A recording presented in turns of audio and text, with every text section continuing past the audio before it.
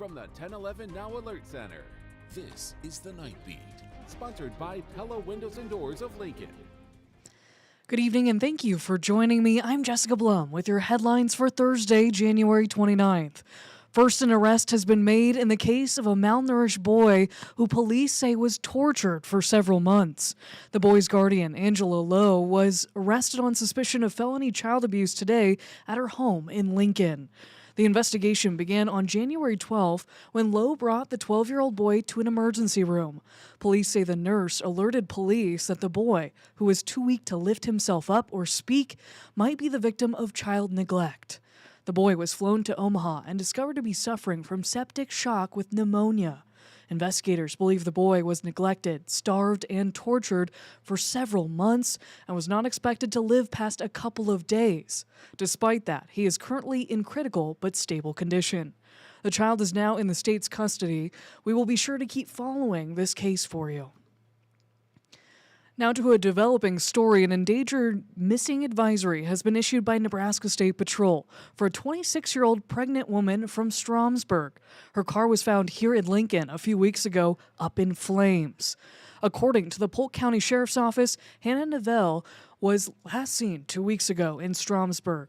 She's 32 weeks pregnant and considered high risk. Deputies believe she was traveling to Lincoln to meet her boyfriend, 27-year-old Roberto Tanner. At this time, Tanner is not a suspect, but is considered a person of interest. The day after Neville was seen, Lincoln police found her car engulfed in flames near 39th and Cornhusker Highway. The cause of the fire is still under investigation. Because of her high-risk pregnancy, the fact that she's missed appointments, that's not like her at all. She was going to meet someone and had been in contact with a roommate, but then suddenly stops and that trail just goes completely cold. I think it was enhanced by the fact that that vehicle was then located as being on fire.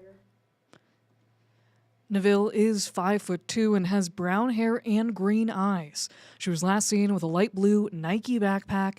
Her last ping location was along I-80 near Lincoln just over a week ago. If you know anything about this case, give the Polk County Sheriff's Office a phone call at the number on your screen.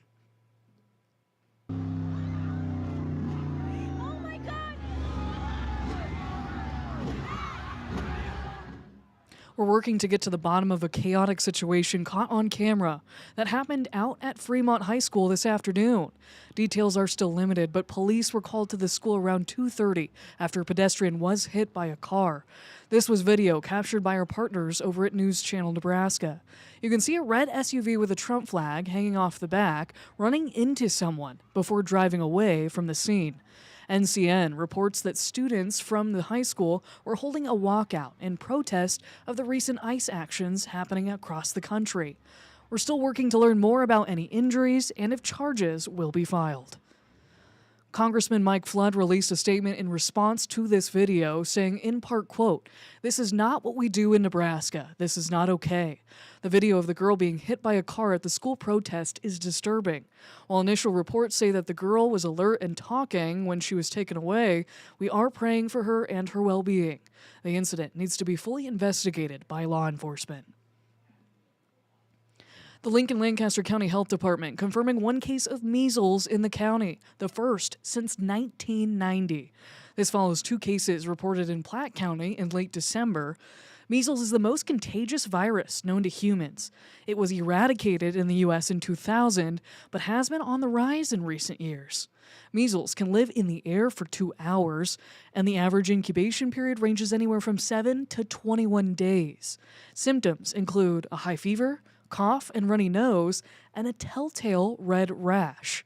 A person with measles is considered infectious 4 days before a rash even appears, which makes it difficult to discern measles from the common cold, flu, or COVID. The infected person in Lancaster County is a vaccinated adult. 97% of people who get the 2-dose vaccine develop immunity, meaning about 3% of people don't build up the proper immune response. The health department says this emphasizes the importance of herd immunity. If we can get about 95% of the population vaccinated against measles, that protects those that either are not getting vaccinated or do not build up that immune response.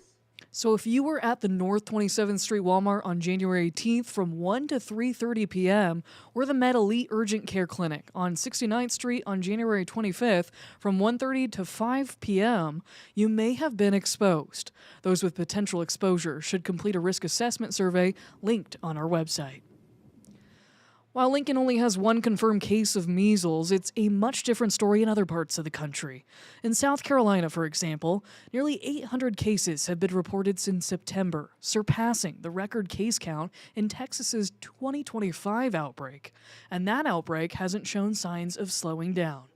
Between last Friday and Tuesday, health officials reported 89 new cases. As of today, the CDC has confirmed 416 measles cases nationwide this year, nearly 20% of the 2025 case total. Last year, the U.S. confirmed 2,255 cases and nearly 50 different outbreaks. In total, 3 people have died, 2 of whom were children in Texas. All 3 were unvaccinated. The man accused of breaking into a Lincoln elementary school with a knife will not spend time behind bars. A judge has found Sharing Tobagal not guilty by reason of insanity. Just over a year ago, Tobagal broke into McPhee Elementary with a knife. Luckily, no students or staff were hurt. He faced several charges, including use of a deadly weapon to commit a felony. He will be evaluated at Lincoln Regional Center and has a follow-up hearing scheduled in March. And a 27-year-old, Corey Ortman of Ohio, was arrested by the Polk County Sheriff after a parent reported that they had found sexually explicit messages and photos on their 10-year-old's social media. According to deputies, the investigation started in June of 2025. After search warrants, the help of Ohio police, and the FBI, they were able to arrest Ortman. He was booked into an Ohio jail on multiple felony charges related to sexual exploitation of a minor. His bond was set at $1 million. The FBI is continuing the investigation into Ortman for any other potential victims. Well, Husker women's basketball forward Natalie Potts hoped to return to the basketball court in the middle of the season. Her rehab from a knee injury is behind schedule, though, causing her to push back her target date, which will now be next year.